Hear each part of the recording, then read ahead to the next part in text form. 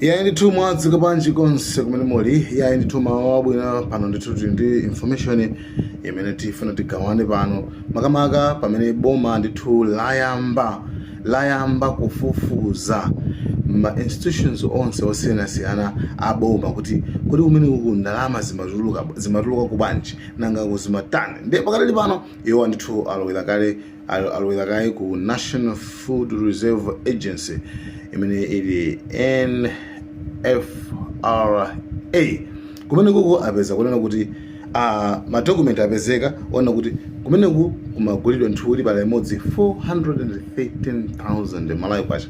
Wilibala imodzi wilibala imene ndithu imene yonyamulirayi wilibala imodzi magulidwa 413,000 malawi kwacha. Ndi pano pafuna anayi kuti ndi mashopu ake ata amene makagula zimenezi ndi akuona kuti awa ndi madokumenti a fake ndipo pakufunika original and amene ndi mwana wa ndani amene adapakula ndalama zimenezi. Ndi pano pa nkhani ndithu yayamba. Komanso tisayiwale panali tikudziwa kale pali mtsikana wina tiyamulangeni ndithu amene adayamba ndi MCB anayamba sokulula nzake ama akulula nzake so MCB kuti Anthony Bendulo amene ndithu pali maumboni iye anapereka ma screenshot ama payment machani okuti Anthony Bendulo amene ndithu akuti nayenso amapakula ndalama za ku sugar Salima Sugar. Nde pana dusa nthawi ndithu Anthony Bendulo amangoti ndiyankha akuti kuli laptop imene ndithu imene ili manja mwa iyeyo yaku Salima Sugar kumene ngoko. Then after patuluka news pano pakuno kuti ACB yayambanso pano kufukula kuti ukumatani nayenso Anthony Bendulo pano wabwera kuti adafuna nkhani zitatu nkhani zokhuzana ndi za ku Salima Sugar zokuti zinatani kupakula koma pakulidwa bwanji akuluakulu nde zonse zili ndi iyeyo kuti ayankhe kuti amayankha bwanji tiyamulangeni nanga nkhani imene yaku ACB ayithawa bwanji. Anthony Bendulo in the house. Pali zinthu zingapo zimene ndifuna kuti I should share with all of you.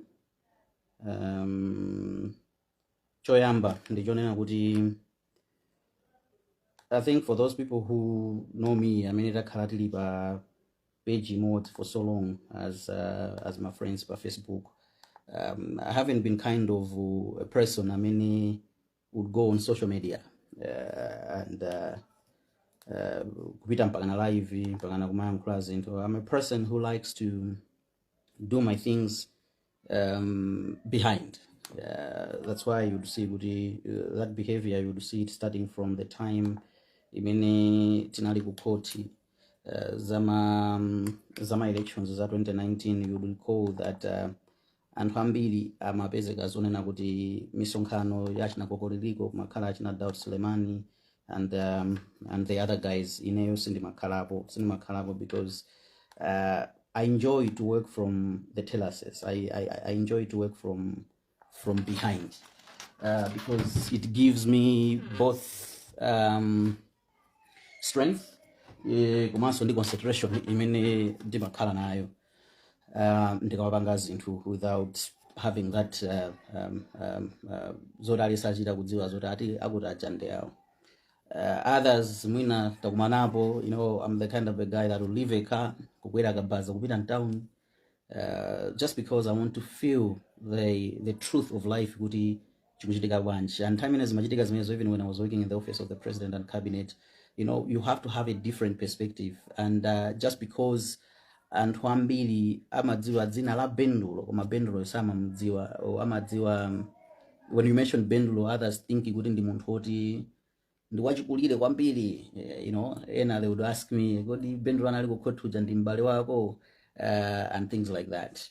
Ena they think kuti ati ndi bambo anga because the name is big than the person himself. So I'm that kind of a person. And I think from nowhere anthu anazango dabwa kuti Bendulo jokamba kupezeka akupanga malaivi Bendulo ja akupezeka zoti akuika ma status ma comments and things like that, and people were asking kuti what's really going on. So ndifotokoza zinthu zingapo izi. Choyamba the kind of a person amene sinimangopanga zinthu ndine munthu amene ndimaunikira zinthu zanga ndisanapange, and palibe chinthu chimene ndimapanga osachiunikira bwinobwino, osachilingalira bwinobwino, and pretty much almost everything that I do ndimakhala kuti I've thought ahead about it. Ndachigwira chinthu chobwinobwino, ndachilingalira bwinobwino, ndaona ma consequences kuti do we have my legal consequences, do we have spiritual consequences, my emotional consequences, and so many other things. So basically ndionena kuti ambiri amene tikudziwa I've been saying things before boma la Malawi Congress Party linapezeka zoti lagwa, koma lisanagwa I've been saying kuti apa tikonze, apa tikonze, apa tikonze, tikapanda kukonza apa zinthu sizitiyendera, tikapanda kutena apa zinthu sizitiyendera.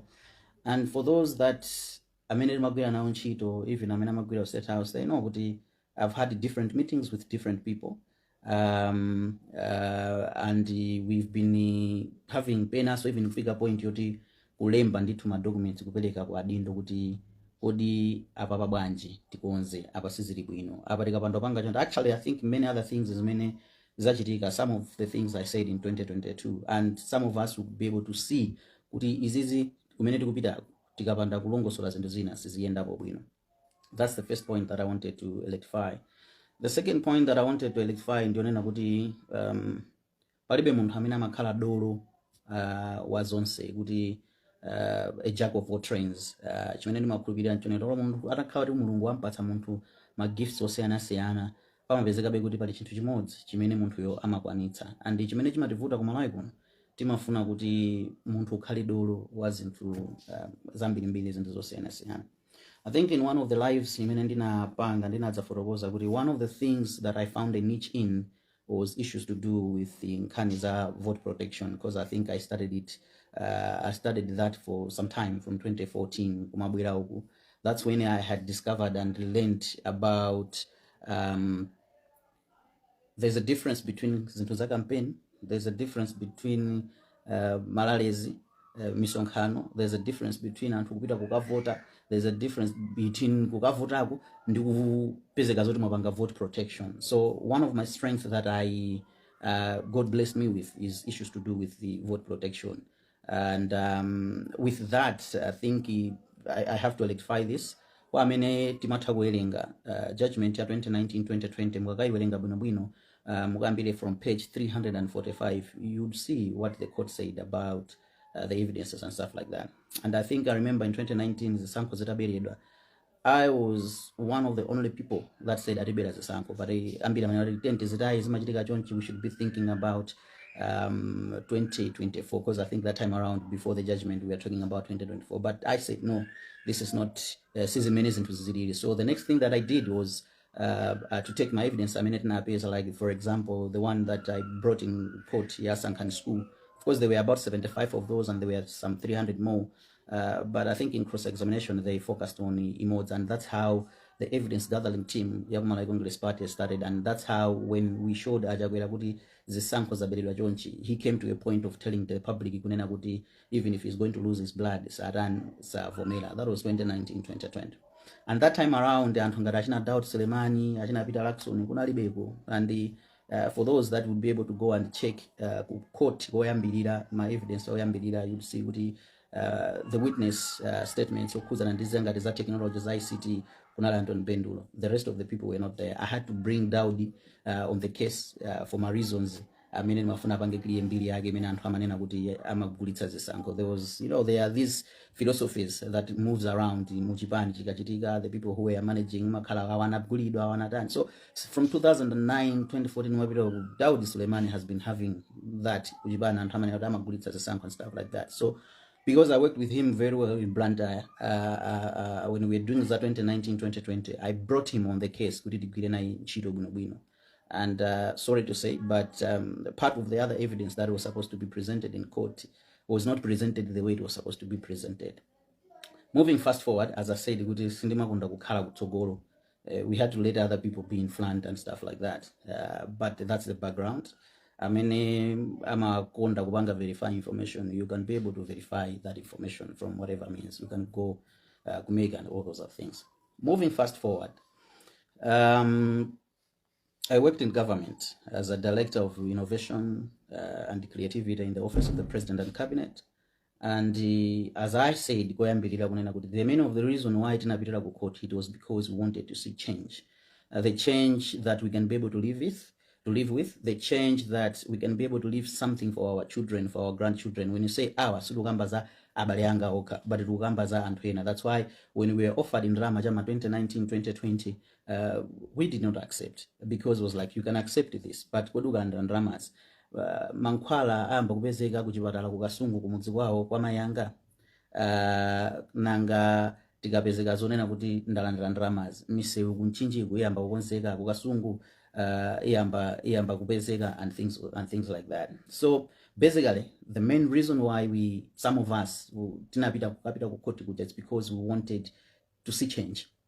But titapezeka zoti boma la Malawi Congress Party alo wamboma 2020 ija tayamba, of course that time around tinayamba kumagwira nawo ntchito, and ineyo focus yanga, the Department of Innovation and Creativity, as we said, our main focus was kuti tikaone kuti why is it that anthu amene amagwira ntchito mboma akamagwira ntchito mboma amaoneka ngati ntchito satha, but the same people akapita ku private sector kumagwira ntchito ngati ma consultancies and the others amaoneka kuti ntchito zijamatani, amapezeka kuti ntchito jakuyikwanitsa. So I discovered kunena kuti sikuti anthu amene amagwira ntchito government samatha ntchito, ayi, komano there is a lot of things, pali ma bureaucracies. Aside of that, as we have been saying in Malawi Venaja, nthawi zina, you remember I was talking about 3 layers, the professional layer, the political layer, and the crookedness layer. Zimene zimapanga affect performance. That's why you have seen kuti takhati kusintha zibani mdziko la Malawi munomo. Malawi Congress Party inabwera koyambirira itachoka, kunabwera UDF, bwera UDF, kunabwera DPP, but tikaona kuti kodi chitukuko chathu azidziko chikumayenda banji. Apapa ndio yachokaso MCP yabwereranso DPP, koma tiona kunena kuti kapanga compare dziko lathu mene chitukuko chathu chikuyendera ndi ma neighboring countries like Mozambique, pa Zambia pomwepa, Tanzania right now they even have a bullet train pamene mbuyo momatoka mayenda mkali yakomo. Actually ukapita Tanzania umene okhandi yellow book because kunali umve mukamapita mu kali yakomo machita kuoneka ngati kumudzi. But those countries when you see right now, ndi ma countries oti achita bwino atukuka, and tikachiona chimene chikupanga differ, you see kunena kuti kwathu kunoko dyera ndi kuba kunachuluka ma government institutions.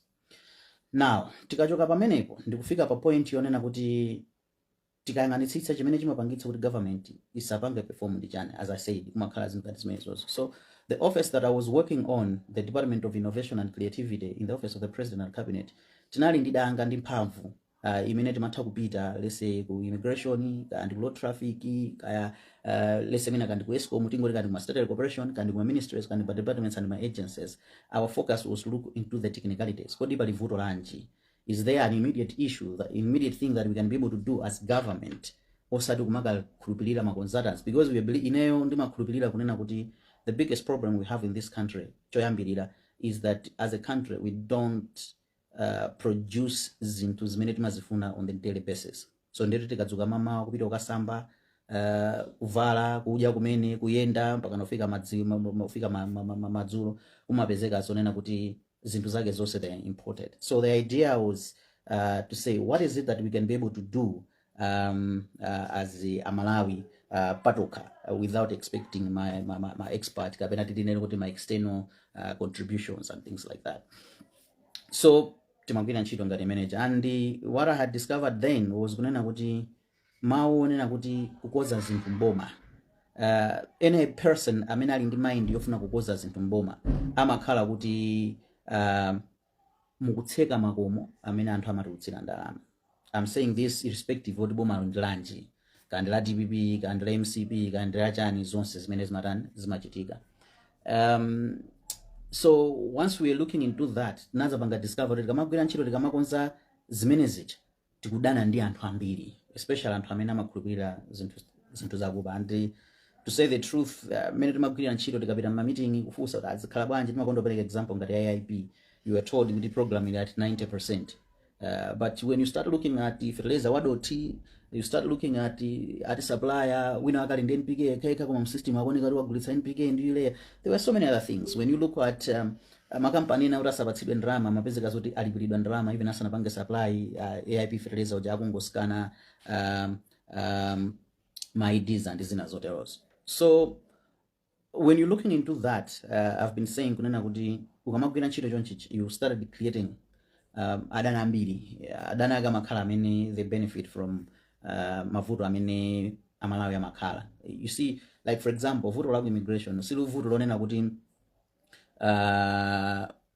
si vuto lonena kuti I know kuti yellow book was not proof of umve, but kumekuja kumachitika kolera chifukwa cha umve. That's why before kumapita kolera ukaponda kuti kuli kolera umene okhali uli ndi vaccination. It's not that I don't know what I'm saying.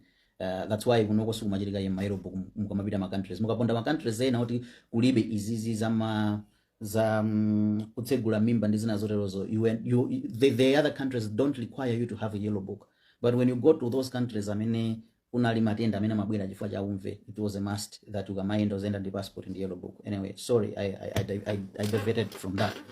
So mene timagwira ntchito mu government for 3 years ineyo nakhala ndikuyankhana nda bwana Chakwera former president kuti bwana ine mene tikugwira ntchito every day ndikamagwira ntchito tumapanga create adani tikamakonza zinthu tumapanga create adani. So I don't think kuti I can work more than 3 years. Ndilole ndigwira ntchito 3 years, after 3 years ndikapume ndikapanga zinthu zanga. And I think 2023 I had come to a point kuti ayi ndilole ndikapanga zinthu zanga because life now was being very threatened. And I remember ineyo moyo mwanga sinaza kukhulupirirepo kuti khuzimapezeka zoti ndikukhala ndisekirire yoti kumayenda armed and things like that. But ndimene ndimagwira ntchito I was forced to do that because that was the only way to survive.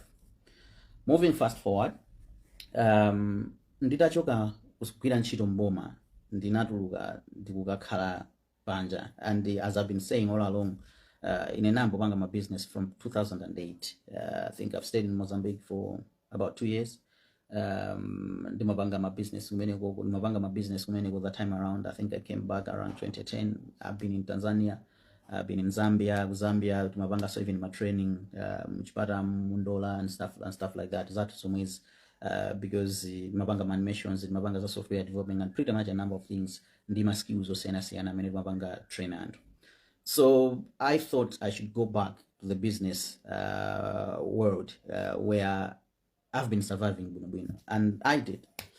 And the minute magayamba zintu zimene zozo ku business world nalo ndimadziwa zoti okay ndima skill ameneli nawo ndima services ameneli mabanga deliver, I should be able to survive bwino.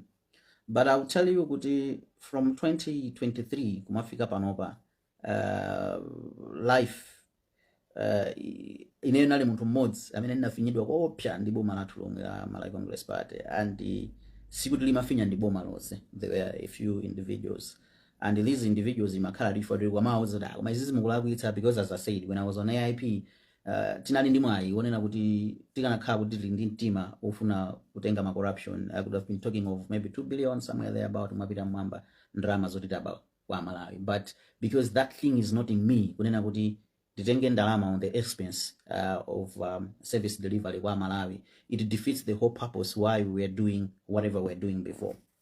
So tapita ku business kuja tinapezeka zonena kuti panali some few individuals amene amamva akangomva zoti Bendulo company yake or one of the companies yapeza business kwina kwake kumakhala ameneyo ponderezani nasapeza business moti. As I speak kunali ma projects almost 6 amene they would start opena mina mnapanga now submitting mabidi madutsa bwino akangomva zoti business iyo ndi ya Bendulo anthu amenewo they decided kunena kuti apange apondereze zinthu zija. It was like basically you cancel Bendulo, okay? Bendulo you amafuna zone kadolo, Bendulo you amafuna kuti azisokoneza fezo cheat and so many other things, but we survived. I think in African time nage moyo unali bwino kwambiri. Moyo sunali bwino moti olodi kanapita kumutsa sunali bwino, and such that even anthu maseko yo magwira ntchito mboma koma chonchi band. But it was because of the belief that I have kunena kuti munthu akakhala kuti mulungu anakudalitsa ndi ma skills osiyana. You better work on them, you better have legit money, you better have ndrama zonena kuti ukazipeza ndrama zija you can peacefully sleep. Ngati panopa ndiye kuti anthu akuyenda ndi majuze chifukwa sinanga boma la sintha, anthu akuyenda ndi majuze akuopa kuti kodi mawa kugwanji chifukwa cha zimene anthu amachita. So I think pali business awiri atatu amene timapanga with private sector despite those my differences and my challenges amene amapezekawo. So basically it was like MCP limboma ine ndo MCP ndipo ine ndo MCP mpaka nakalekale koma nali kunja kwa boma. Yeah. So but we survived and we moved on. We survived nkufika tsiku limene lili pale. So titaona kunena kuti panali anthu ambiri amene amapanga ngati kuti amaba mboma muja. I started speaking because koyambirira I went to those people. Gentlemen, izi zitu ndi zimene zinapangitsa kuti anthu achotse DPP mboma muja kuti tibwere ifeyo. So the moment we are going to start doing zimene akupanga DPPs, obviously ndikuti anthu atichotsa, what would have the struggle been there for? So amapezeka zolena amamvera koma ambiri samamvetsera. Then from there you know engage. Ineyo principle yanga ndimakhulupirira kunena kuti munthu muzimpatsa chance almost 3 times. So ndimapita kukambirana naye munthu uja ndikubwera. Tikaona pena pake tipitaso kukambirana naye munthu uja ndikubwera. Koma no munthu uja akafika paja ponena kuti wakanika sangamve, timanena tipeze njira zina. So we've been doing, like I've been doing that kind of engagement. Ena kumalembera zinthu, ena physically going into meetings, but you see kuti people were so greedy, we were so good with greed and selfishness. Komanso amapezeka zonena kuti anthu aja amakula mtima. I would give a number of examples. Kula anthu ena akoti tinkaenda nawo bwinobwino tinkankhala nawo komano kufika pena pake paja kuti kwayimbira mafoni usamayanga. You know, pala anthu ena akoti panopa as I'm speaking kuthamina 3 years ndisanayankhulane nawo. Anthu ngati achina Prince Kaponda Gaga and the others. 3 years. I've never talked with those kind of people, never even making a phone call, because in Africa point tukamayimbira mafoni samayanga, so it was never useful, and I deleted numbers. So alipo kagulu ndithu anthu amene oti mango kumana kuti tikakumana pena pake koma not necessarily like we could be able to talk.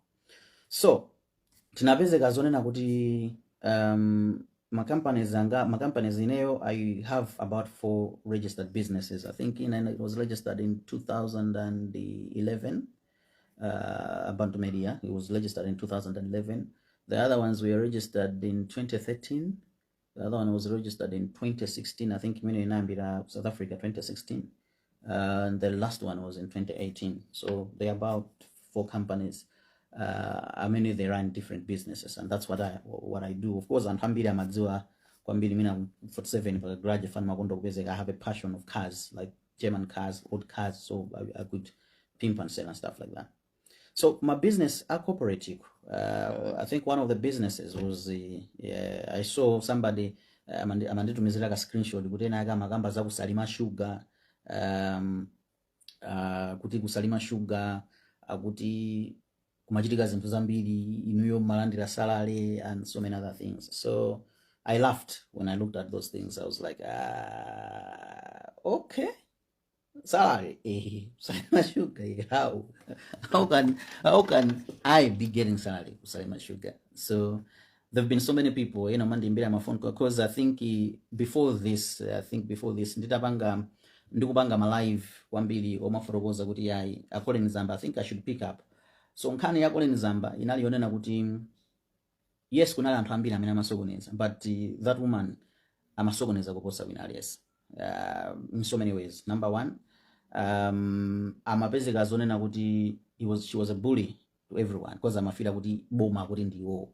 So I've been putting different series. Uyu akupanga zakuti, uyu akupanga zakuti, uyu akupanga zakuti, uyu akupanga zakuti, and ndinafika point yonena kuti anthu amene kakumana naye kumbali. I was like, no, I'm not interested ndikakumana naye kumbali, because ndikakumana naye kumbali, what would be the output of the meeting? So the output would be, okay, tamva siyanizi mwina tabwirana apa, mwina tamva siyanizi tapanga ni chonchi. But many intention yanga, my mission was not that one, because you know in life amanena kuti when you find people who are bullying others, you should pick the one who is the biggest bully, because when you address that one, ena usewa asia aupa. So that's one of the reason imene tinatengera Colin Zamba as a target.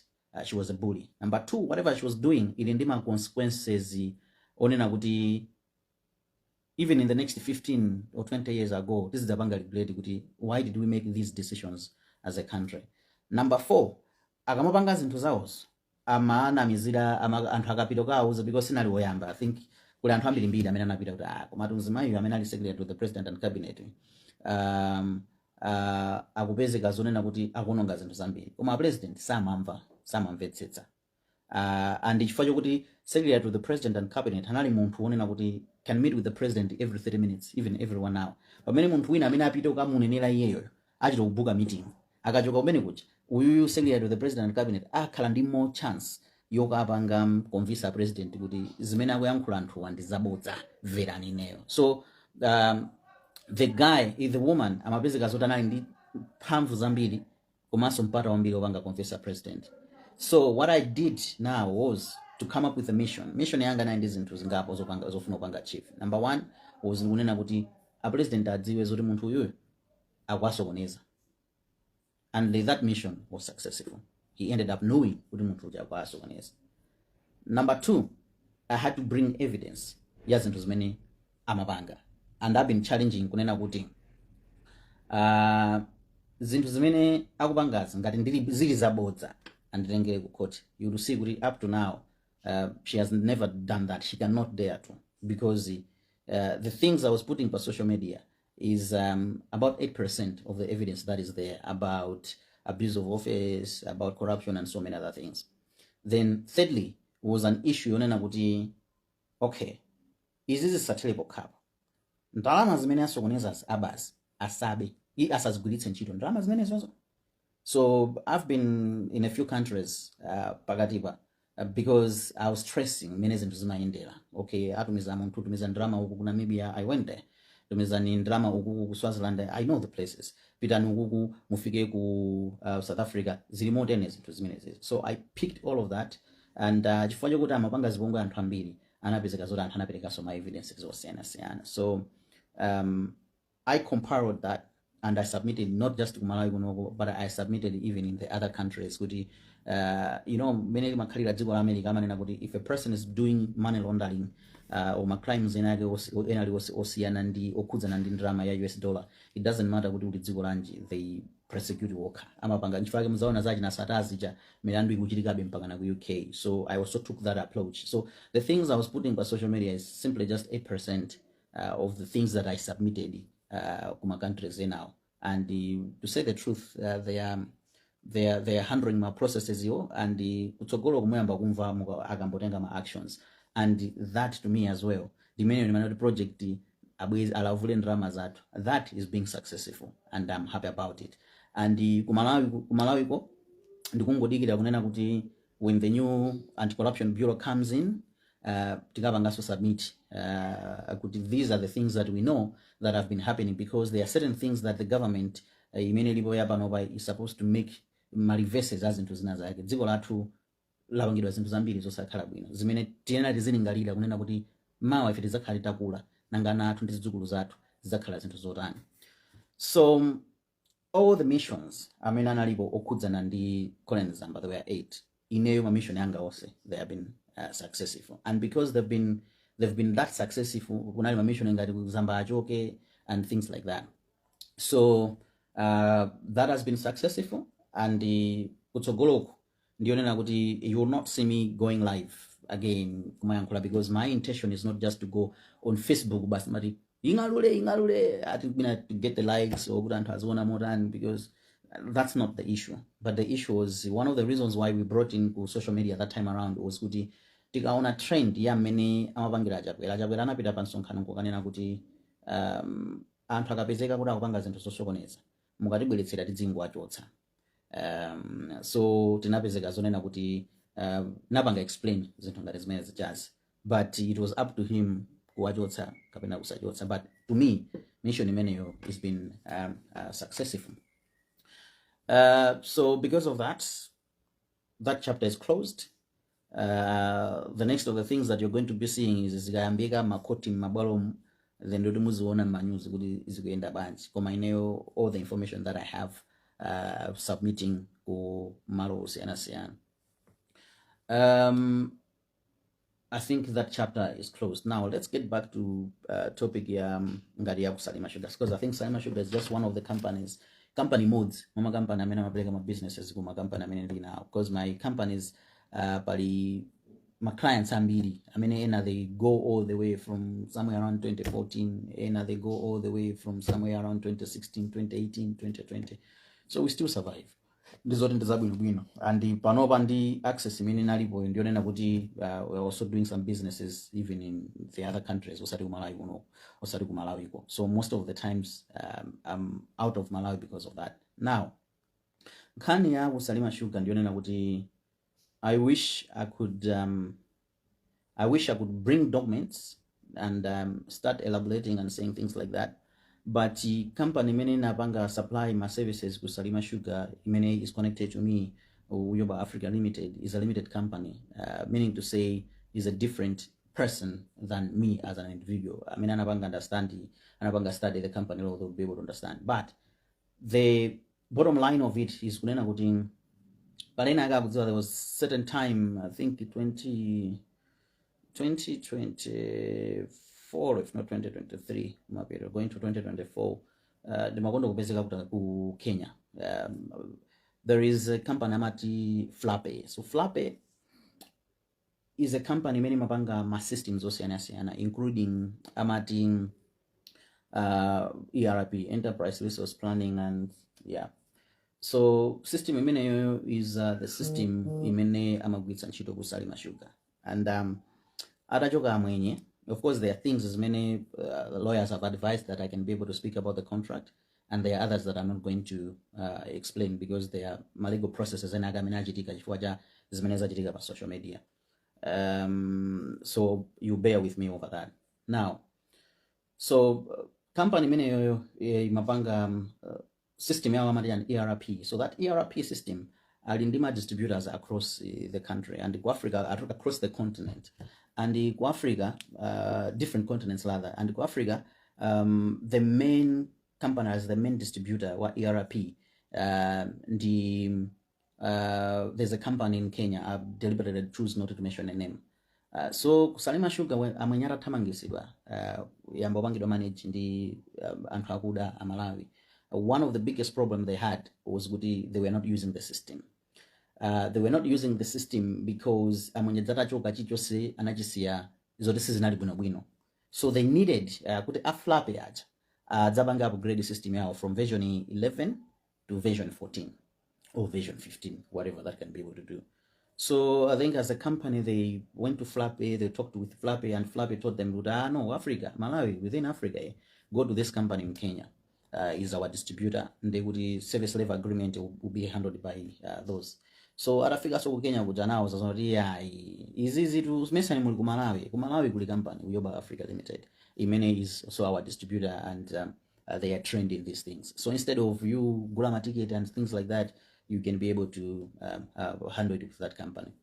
So Salima Sugar, I think they went back on their drawing board. I don't know what they happened, but if we were contacted by there's this customer, can you be able to support them? So there's that service level agreement that was signed, which I thought I wish I would have been able to bring it on board. But chintu chimene chinali just strange, natomeza ka screenshot before the live because I'm gonna be winding up. Chintu chimene chinali just strange nayonena kuti irango signed a contract ngati lero mawala ake adalimbira phone auditor wakumeneko amati Solomon amene muli kuti ndikuyankhulana ndi ndani ina ndi Solomon wakuti ndine auditor wa ku Salima Sugar. Okay, fine, ndikuthandizeni bwanji ayi pali zinthu zoti tikambirane face to face. So I said, okay. So to me already it was a red flag. Among sign a contract ntchito simunayambe mwenena muyambe kumene auditor akubwera afuna jani. So the auditor came and we met, and he started doing some intimidations. Contract. So to me, I was like, no, look, everything is okay. So what are you talking about? So dynamic on the receiving end, on the listening end, so anapanga marezi ma issue wanena kuti ndaona pale ma issues ba contracts. I was like, what do you mean? The contract was already signed. But anyway, we are flexible. Let's go tipite ku office one tikaonetse kuti zinachitika kuti pafoira ndipatipo. So I think a date was set. We went back to their offices, and there was a whole team there, and the contract was there. I think it's minuted and stuff like that. Nde kunapezeka zonena kuti zitachitika zimenezozo titakhala meeting muja anapeza kuti ambopanga tsopano kuyamba kuyang'ana ma terms and ma conditions. Anapezeka zoti contract yoseja we stayed in that meeting mpaka kumapeto palibe chimene chinasinthidwa. Everything was okay, was intact. So adaona kuti zakanika zinthu ngati zimenezozo, anapezeka zoti that person anayamba nokumapanga push kuti pakhale no corruption, kuti tikalipiridwa ndalama timpase ndalama iyo. So I was like, I don't do that. Simapereka ziphuphu. Ntchito timagwira bwinobwino. It's either that ifeyo pali cholakwika kuli bwino ntchito tisagwire, koma zonena kuti tigwire ntchito then tikagwira ntchito tikupatseni ndalama zimenezo ndi simbapanga nawo. So anapezeka kuti the guy tried so much. No, me, I'm connected, and amachula so a secretary to the president and cabinet and time according to Zamba, amachula and I'm connected to State House, I'm connected to NIS, this is take as well. So ntamona kuti munthu yakupitilira naona zoti uyo ndo achibwana. And the good part is kuyambira meeting yoyambirira titakhala mgalimoto nampanga recording. Akamandimbira ma phone, screenshot ndayikayo, it's a folder that I have voice notes, I have my recordings, I have my recordings, my phone calls, I have my screenshots, my messages, the guy pressurizing kunena kuti timpase drama. So what I did is I played along with him. Kuti ndimuone kuti zinthu akazithela about, but everything mabanga record. And titapezeka zonena kuti akupitiliza kubanga zinthu zija. I just took zinthu zimene zija ndikuzipititsa kusalima sugar. What did that one mutu akundipanga push kuti ndimpase drama over this contract koma ine singampase drama. So I think when that was done, that auditor was suspended. That's what I hear from the inside on those allegations za corruption komanso conduct yake mene amapangira. So of course some of those things, as I said, I've been advised not to. Some of those things they've been compiled to go to relevant institutions as well. Kuti aone kuti apanga banji, because my issues now, they are contractual issues, and my issues are confidentiality and things like that. Now that is not for me to do now. That is for the company, because it's a limited company. So my lawyers are company, but is into my processes. I mean, I go in data, and they advised me kuti I shouldn't talk about that. So issue magambidwa kuti ayi ata malandira salary, you can go there, you never find kuti ati Bendulo analandira ko salary kapena malandira ndalama mwezi wina uliwonse ku account wake dzina la Bendulo. If you might see anywhere, you might see kuti maybe I would sign on that contract as a director of that company, but it doesn't mean kuti Bendulo amalandira salary. Bendulo sanalandira ko salary osalima sugar, kulibe record imeneyo, not even one day, not even 1 month. If there were any other payments that were made, it was for the service that was being done by the company, and the payments were made to the company, not to Bendulo. So Bendulo sanatenge golo 1 tambala kusalima sugar. Bendulo sanandire ko salary kusalima sugar. Salary yomalizira inali ku office of the president and cabinet. Then masalary now amakhala ojoka kumakampani amene tili nawo. So I think in a nutshell, because there have been so many people that have been calling and asking, tuzenza kusalima sugar. The truth of the matter is there's a service level agreement between Uyoba Africa Limited and the Salima Sugar. Yobanga upgrade, komanso kubanga maintain, ndubanga manage the enterprise service ERP system, enterprise resource management system yao. Imene imabangitsa kuti anthu aja chifukwa samagwiritsa ntchito zinthu za masystem nimujamava zambiri zipotokotoko zimachitika kusalima kuja. So the job was to do that upgrade, which was done. The upgrade was done. Actually, instead of being upgraded to version 14, it was upgraded to version 15.860. The trainings were done. I think 8 days kulinde motero mukozoga fufuza kumeneko. There were also my meetings. I mean, pali minutes amene amakhalako komanso anthu akapita training amasainira. So that was done. The other training was done ku Manak Kudowa. That was also done. So I think the things that I am allowed to say is this. There was a training, and after doing the training, there was my upgrade system which anachitika. then there were my trainings amene anapangidwa, progress ichonse chinachitika, and if there were any other payments that were made were towards that service level agreement, and it was clear panali ma terms ndi ma amounts ndi china chilichonse amene chilipo. So that's what happened with the Salima Sugar. It's a proper contract between Yayamba Africa Limited and Salima Sugar, not Anthony Bendulo or Anthony Bendulo getting any salaries. If anybody brings anything else, they would muzungu auza zoti adzigawerenga chizungucho. For sometimes some people can bring you documents and they'll be saying something totally different to the documents. Koma munthu wanzeru amatha kuona ndikuwerenga ndikudziwa zonena kuti zinthu zimayenda bwanji. Then lastly, others have been asking me about inake ukumayankhula zayiwe akumakunena iwe sukumayankha. I'm not the kind of a person that would be arguing with a person on social media. And also when you know people are being paid to do that, and afuna zoti uzipanga respond, I don't. So for those other things, I'm not going to respond by matexti, messages, kapena kupita live ndikumayankha munthu amene akuyankhula zinthu zoduka munthu. I don't have that time.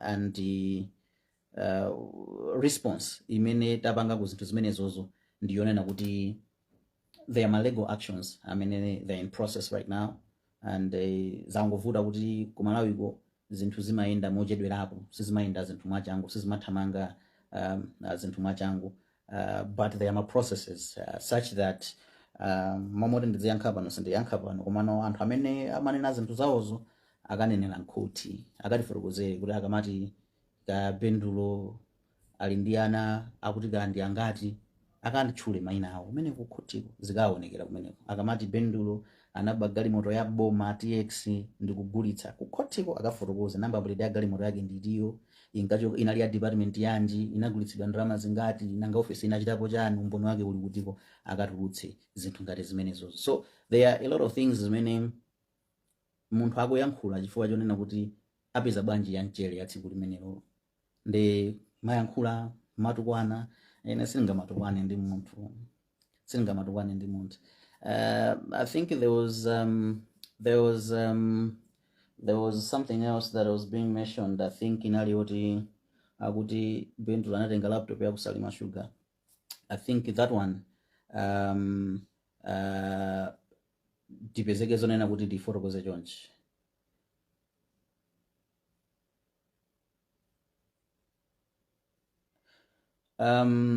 Ineyo ntchito zanga zimene ndimagwira, I use my high-end computers. I use my high-end computers. I use gaming machines. Malaptop amene magwitsa ntchito ineyo, a minimum RAM is 32 GB kumapita mmamba, 32, 68, 120 GB. Graphic memory yake imene okhala 8 GB, 6 minimum, 8 GB to 12 GB kumapita mmamba. Ndingonena kuti computer imene magwitsa ntchito ineyo emodes the whole Salima Sugar kulibe amene ali ndi computer ngati imene magwitsa ntchito. That you can verify. You can go there and ask out and verify. In fact, anyway, what is nazo zako? In fact, ineyo ku Salima Sugar kuli ma computers aku Yayamba Africa 2 amene magwitsa ntchito imene mapanga ma upgrade. Company yathu sinakatengeso ma computers amene tikatenga at a later stage when they finalize zinthu zawo zina zimene inopanga finalize. So to say kuti akuti Bendulo anatenga laptop ku Salima Sugar kulibe laptop imene ndingatenge ndingagwitsa ntchito ine. Ulibe. This thing I use, this one is an MSI. This one, MSI. These ones, they are actually 5 of them. Here, there's a Predator. This one, another gaming machine. Pretty much even my desktop. I mean, my bits and Cheeto fail because in Cheeto's actually is programming and stuff like that. We use my high-end machines. So, tingo nena jonjo singa manke china jose, as I said, it is zambiri ndizongo pega ndicho linga chonena kuti akuti ndikapika kapena ndikatukanidwa ndikuti ndisiya kupanga zimene amapangazo chifukwa analibe backup inaliyo. So ndi contract yosainidwa kuti adzitukwana munthu ndicho lingo kuti munthu yasiye zinthu zimene amenera kuti apange. I think having said that, this is what I wanted to address. Ndimalizire chonchi. nkhani ya malive yakoneni zamba inali ndi targets ake they've been achieved, and kwinako ndo my institutions akhala kupanga zinthu zake. Oh, there's one more, because I think I won't be doing my lives anymore. Panopa I'm focusing on my businesses, settling pano ni nthawi ya DPP kulamula ifeyo amene tili kunja afe tili kumanda afe tizipanga zinthu zina kuti tizipanga survive. So panali nkhani ina imene makambidwa kunena kuti akuti Bendulo kaya zazisankho and stuff like that. Tsiku limene kunachitika zisankho nditavota kungovota, an hour later nakwera ndege manyamuka mabwera kupita South Africa. Ma planning azisankho achaka chino ine kunalibe. I was out of the country. So if anybody tells you anything, akhala kuuza nezinthu zina. Of course, yes, at a later stage, because chipano chinali ndi ma tally centers, we were being fed from the tally center imene anapanga develop kumeneko zantolire apo kuti zinthu zikuyenda chonchi, and the things zimene timayika pa social media, it was coming from those tally centers. And I think anthu ena apanga mistake kunena kuti ayi unazatoonetsa ma pie charts. Yes, my pie charts, I was trying to explain. It's not like I said it actually, kuti anthu ena ubalalikazi nena zoti Bendulo ali tally center yake. Koma I was saying kunena kuti zinthu zama pie charts zimayenda modern. Izizi tikuonetsana izizi kuti izikuyenda modern, anthu amatha kupanga modern. I think 3 if not 4 days later after the voting, I was called kuti ndizathandize, because as I said kunena kuti ine ntchito yanga ndi ya voter protection, zimene zozo ndi zimene ndimatha ineyozo. So chifukwa cha zinthu zimene zimachitika, I had to leave kuti chifukwa ena yake amadziona zoti ndi madola akhoza kukwanitsa apange zimene zozo. So I was called. Then I came back after 4 days, and when I came back we saw panali zinthu zambiri zimene zinali zolakwika mu zisankho zija. Koma kusiyana kwa chaka chino ndi kwa chaka chatha ndikunena kuti ndi kwa 2020 ndikunena kuti 2020 tidapeza zinthu kupita kwa president ukaonetsa he had the heart kunena kuti ndithamangitse tipange zinthu ziyende chonchi. Koma I think this time around zinthu sizinali chimodzimodzi, zinali zinthu zosiyana. So tikamanena kuti ayi masamu ake samenena kuyenda chonchi, suti zimene zimakhala zoti tikungoyenera kuti takhazikitse mtima anthu basi, zimatengera malingana ndi zinthu zimene timapeza. Some of you so napita kwa gona nakapeza anthu apanga zisankho koma ma result sheet wonse angodzika mu draw, ma originals angodzika mu draw, kudedza kunali zinthu zina, kuphalombe kunachitika zinthu zina. If tinganakhala zonena kuti tazipanga zinthu zimene zonkuzipanga, zinthu zikanayenda bwinobwino. Koma anthu anali ndi zawo zimene anaona kuti asapange. So zili ngati ndimalize chonchi, zili ngati munthu amene ndi mzimayi wakhala ndi mimba miyezi 9, anthu amayembekezera zoti kubadwa mwana, ndipo miyezi 9 ija yakwana, mimba yawawa, wapita ku chipatala. Akafika ku chipatala kuja apezeka zonena kuti mwana waja nkupezeka zoti wapitirira. Ngati mwana wapitirira, musanene mzimayi uja kuti amanamizira kuti ali ndi mimba, chifukwa samanama, koma mwana watani wapitirira. So it's the same as what was happening nthawi ya zisankho. Zachitika zisankho zija, palima zinthu zolakwika zimene enafe tayamba kuzipeza zinthu zimene zijazi, koma ngati leadership inaona zoti zinthu zimene zijazi sanazipitilize, ma decisions ena sanapangidwe nthawi imene amenena kuti apangidwe. When you look at that, zinthu zija ndikuyima kwa anthu ena ziti Bendulo matinamiza, umafuna kuti ungotiti zizilitsa mtima. Sindimakunamizani, ndipo sinimafuna zizilitsa mtima. Ndikuzizilitseni mtima ndi Bendulo kuti palibe buchi mene tipindulepo. But the fact that certain things were supposed to be done by the blessings yaku atsogoleri kutsogoloko, and akutsogoleri kutsogoloko sana apange zimene zifuna naliso enaso busy kangana zisapangitse kuti ifeyo tioneke ngati sitinagwire ntchito kapena ngati kuti timanamiza. So that's last thing I wanted to rectify, kuti nalibe intention ndipo singakhale ndi intention yonamiza munthu. Ngati anthu amafuna kufa ndi BP afa ndi BP, koma osati kuti tizibwera umapatsana ma false hopes. It was never false hopes, it was the reality, it was the truth. If I was sit down here and start explaining zinthu zimene zimachitika, it can take us another 1 hour. So this life was meant to explain about why I was going live, because right now my life, I'm going back to the normal life that I was staying. life imene suti mukadzuka muzikamuona Bendulo akupita live akung'alula ya munthu wina wake. No, panopa as you can see, panopa I'm able to stay 3 weeks, 2 weeks, 4 weeks pena sosalowa pa Facebook because tili busy kuti tizipanga survive.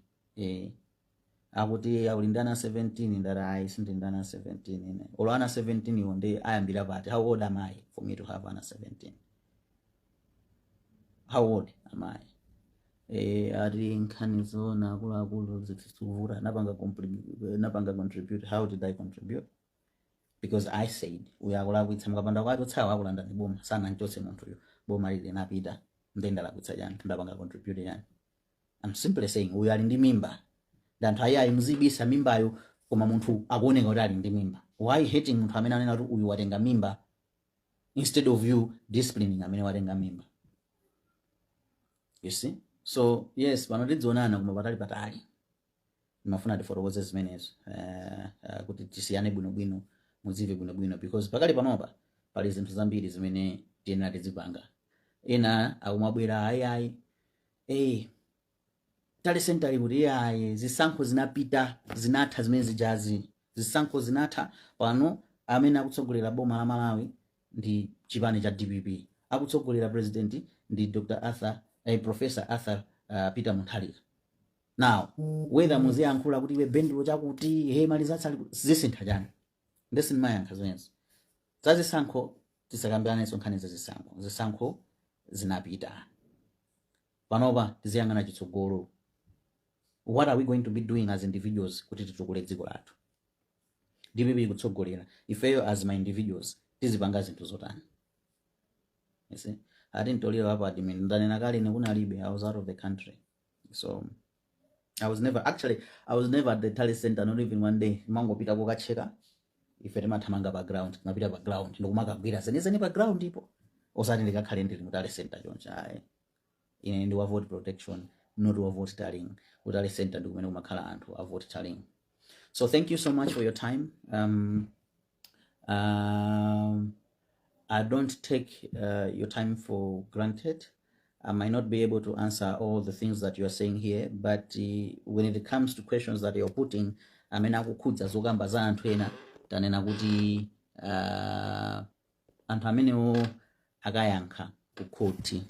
Chifukwa ku khoti ndi malo onena kuti munthu amene sanapite ku khoti samadzoza kuti ndi malo opsa.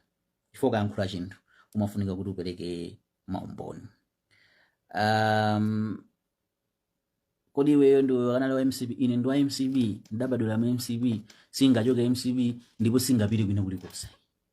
Chimenecho tikuzane. Tikamayankhula zonena kuti zolakwika mu MCB, it didn't mean kuti tifuna kuchoka mu MCB. Ayi, ine ndi wa Congress ndipo dzakhala ku Congress mpaka nakalekale. And sikuti mmene DPP yalowa mboma munde kuti tivutika ayi tikadakhala kuvutika kuti tikadavutika amene amachita kutikhomerera kuti tisapange ma business koma Mulungu adatidalitsa. So tizionana tiziyankhulana koma you won't be expecting kuti Bendulo will come here udzapanga live ndi kung'alula because ma live aja anali ndi ma reasons why timapangira zimene zijazi and ma reasons ake anapangidwa